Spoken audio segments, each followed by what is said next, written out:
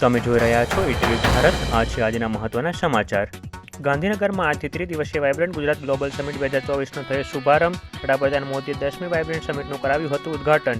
જેમાં 28 જેટલા દેશ કન્ટ્રી પાર્ટનર તરીકે સમિટમાં લઈ રહ્યા છે ભાગ. ગૌતમ અદાણી 1 લાખ રોજગારીના સર્જન માટે કરી મોટી જાહેરાત. સંબોધન કરતા ગૌતમ અદાણીએ કહ્યું કે અદાણી ગ્રુપ આગામી 5 વર્ષમાં ગુજરાતમાં 2 લાખ કરોડ રૂપિયાનું કરશે રોકાણ.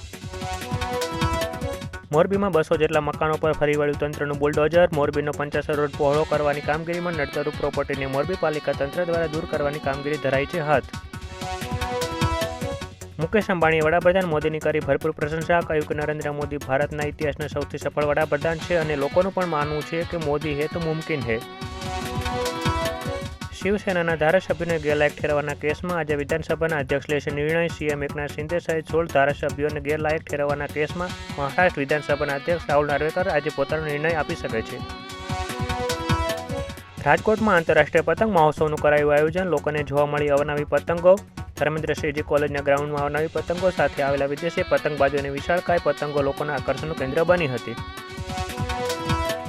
આપ નેતા સંજય સિંહ અને મનોજ સિસોદિયાની મુશ્કેલીમાં થયો વધારો. રાઉઝ એવન્યુ કોર્ટે દારૂ કૌભાંડના મની લોન્ડરિંગ કેસમાં ન્યાયિક કસ્ટડી 20 જાન્યુઆરી સુધી લંબાવી.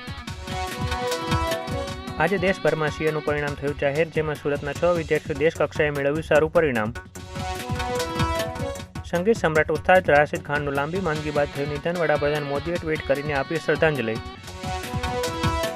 કોંગ્રેસે રામ મંદિરના આમંત્રણને નકારી કાઢ્યું. કહ્યું કે આ ભાજપ અને આરએસએસનો છે કાર્યક્રમ. રામ મંદિરના પ્રાણ પ્રતિષ્ઠામાં સોનિયા ગાંધી અને ખારગે નહીં થાય સામેલ.